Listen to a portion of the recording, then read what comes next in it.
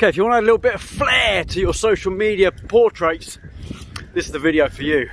So have a look at this.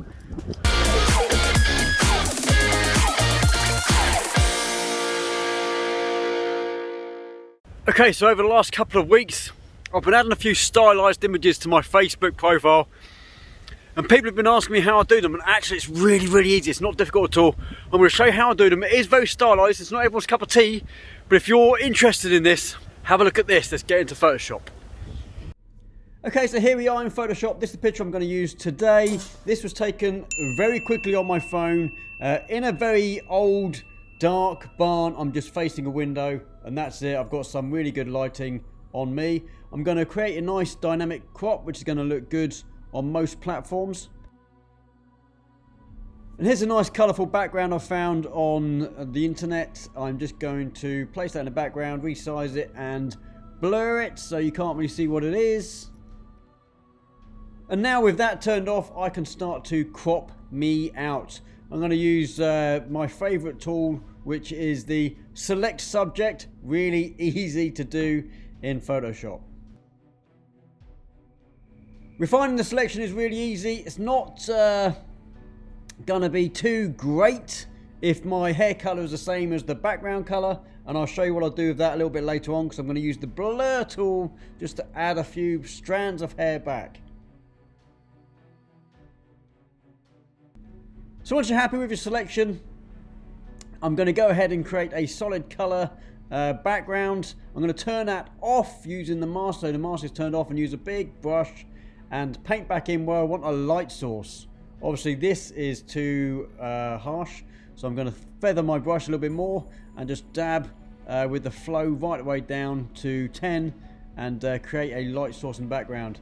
I'm going to add a new layer above that and just take the white brush and just add some white in the more highlighted areas that I want to have the light coming from. Now, as I said earlier, I'm a very hairy person. Unfortunately, I have a shave, and the next day it is just terrible. So I'm going to spend a little bit of time now. I'm going to speed this up and get rid of some of the hairs on my face. Just so you know, I'm only using a spot healing brush.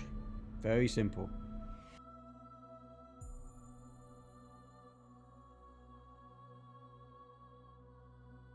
So like I said earlier, my hair color was very similar to the background, so I couldn't crop it too well in the selector mask. So I'm going to use the blur tool. You have to play around with the settings to get it however you like. A very small brush. If you have a tablet, it's going to be a bit easier.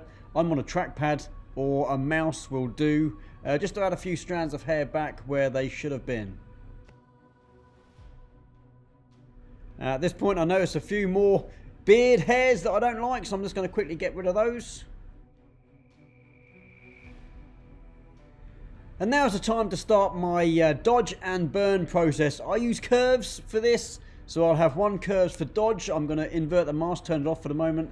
Do another one for the dodge and burn, and I'm also going to add one for the extreme highlights.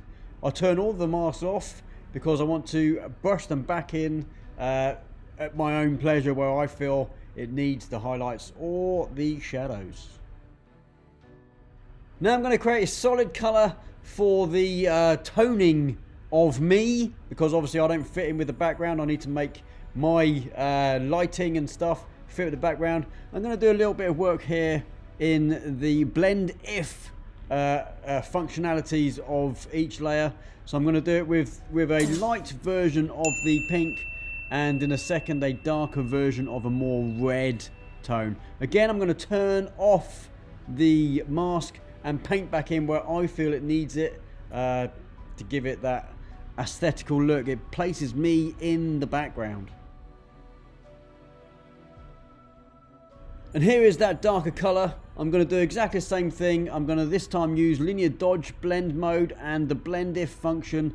Take it away from the highlights and from the shadows and have a mess around with that. Again, your picture is going to be a little bit different to mine potentially, so you might have to just have a play around with those sliders.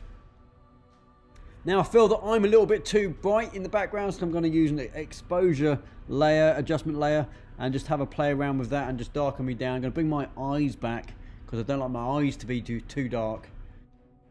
So I'm going to take the effects away from the mask of the exposure layer, of the blended red and sort of pink layers, because I don't want my eyes and the whites of my eyes to be too pink or red. Now I'm going to play some more with the dodge and burn, because after I've done a few effects I look back at the picture and feel that certain areas need more dodge or more burn, and yeah, it's just a personal preference. You'll have to obviously bear in mind where the light sources are coming from. I've got a light from the background on the left and a softer light coming from the right hand side, just off camera if you like. Now I want to add some light beams, so this is just a layer. I've got a white brush set to a very low opacity, and I'm just going to hold down shift and create some light beams from one area to another. I'm going to make my brush slightly bigger now and go back over the same lines, just again holding down a shift key. Time now to blur this. I'm just going to use Gaussian blur to blur this because it's obviously a bit too harsh. And I'm going to change the blend mode to linear dodge add. Now's the time to blend all the layers together and go into the camera raw filter and have a play around with the sliders. This is going to be different for everyone, but I'm going to make a more dynamic look using the camera raw filter in Photoshop.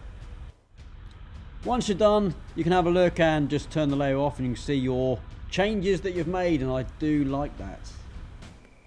If you want to go one step further, you can use a hue adjustment layer, colorize it, and you can change the color of this image to whatever you like.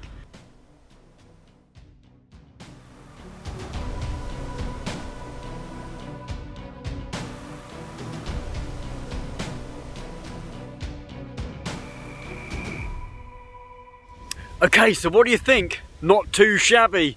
If you like this kind of stuff, please whack a thumbs up. I know it's not everyone's cup of tea, but I enjoy doing these kind of pictures. I enjoy showing you how I do these kind of pictures. So if you do like this, please leave a comment down below. Let me know you've watched the video. Tell me if you're going to do something similar to your own sort of profiles on Facebook and YouTube, that kind of stuff. Give me a hashtag, whatever it is, I don't care. Just give me a comment down below, it'd be fantastic. If you haven't done so already, please subscribe to my channel. Hit the notification bell so you get updates every time I upload a video. And until the next one, be safe. See you later.